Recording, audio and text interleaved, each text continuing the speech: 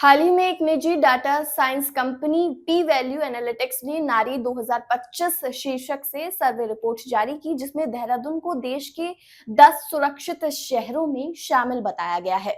राज्य महिला आयोग ने इस रिपोर्ट को भ्रमित और अप्रामाणिक करार देते हुए स्पष्ट किया है कि यह सर्वे ना तो राष्ट्रीय महिला आयोग, ना ही राज्य महिला आयोग या किसी अन्य सरकारी संस्थान द्वारा कराया गया है।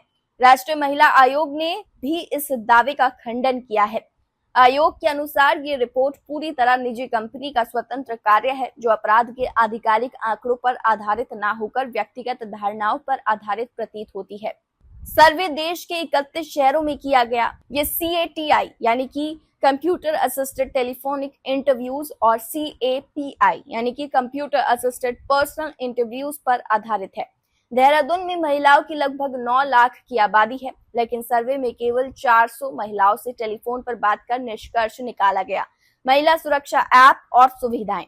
रिपोर्ट में बताया गया कि केवल 4% महिलाएं ऐप यानी कि तकनीकी सुविधाओं का प्रयोग करती हैं, जबकि हकीकत ये है कि गौरा शक्ति ऐप पर 1,25,000 पंजीकरण हो चुके हैं, जिनमें से 16,649 पंजीकरण सिर्फ देहरादून से हैं। इसके अलावा dial 112, Uttarakhand police app, CM helpline और सिटीजन पोर्टल का भी महिलाएं नियमित उपयोग कर रही हैं। Dehradun is now being counted as top 10 unsafe cities for women. So what do you have to say as a student? First of all, I'll say my name. I'm Mitwa Kakaria from BBABD course. And I think this statement is not completely accurate because I have seen girls from my PG going outside and I personally take walk outside of my PG. And it's not completely unsafe. Plus, there is a police station just nearby the university and there are some government helpers who will always check upon students. And I think instead of looking always on the bad side, that we should always look on good side as well. I agree that there are a lot of things going on, but I think people are there who will always make sure that we are safe. Okay, thank you. Hello, I am Samriddha, I am student of BCom honours. So अभी जैसे हम लोग को सुनने को मिल रहा है कि Dehradun is the unsafest city, not safe for girls.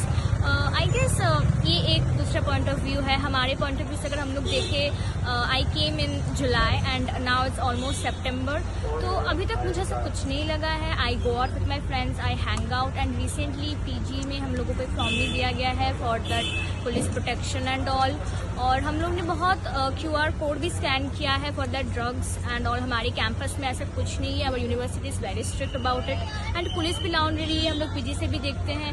तो आई गेस एक पॉइंट ऑफ व्यू से जज करने से अच्छा कुछ नहीं होता। We feel now, we feel safe till now and I guess we will feel safe because Dehradun की बहुत अच्छी साइड है। We hang out in very pretty place, so yeah, that's all. Thank you. Thank you.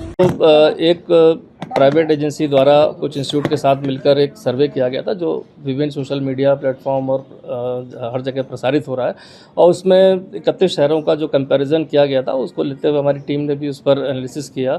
और प्रथम दृष्टया ऐसा लगता है कि जो सर्वे था वो किस लोगों पर किया गया, मतलब कहने का है कि किस एज ग्रुप पर किया गया, क्या प्रोफाइल थी, वर्किंग वुमेन थी, कॉलेज गोइंग गर्ल्स थी, सीनियर सिटीजन थे या हाउसवाइफ थी, या किस तरह के टूरिस्ट थे, उन पर किया गया, ये स्पष्ट नहीं है उसमें। और खासकर अगर पुलिसिंग के एस्पेक्ट की बात करें तो 2 चीज़ें उसमें महत्वपूर्ण जो बताई गई थी, वो बताई गई कि रोड साइड पर जो हैरेसमेंट होता है वुमेन का, वो नेशनल एवरेज 7 है, जबकि देहरादून का 6 बता के बेहतर उसमें बताया गया।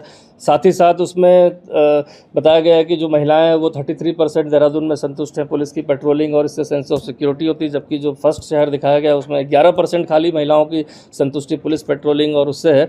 तो कहीं ना कहीं ये बहुत ज़्यादा बड़ा कन्फ्यूजन क्रिएट करता है। और ख़ासकर जिस तरह का सर्वे आया उसका सैंपल किसको टारगेट किया गया है, क्या उसकी फाइंडिंग्स थी, वो एटलीस्ट शेयर इसलिए करना चाहिए कि जिससे कि आगे पुलिसिंग में अगर कोई ज़रूरत है, किस तरह के टारगेट ग्रुप को पुलिसिंग को बेहतर करना है उसको किया जाए।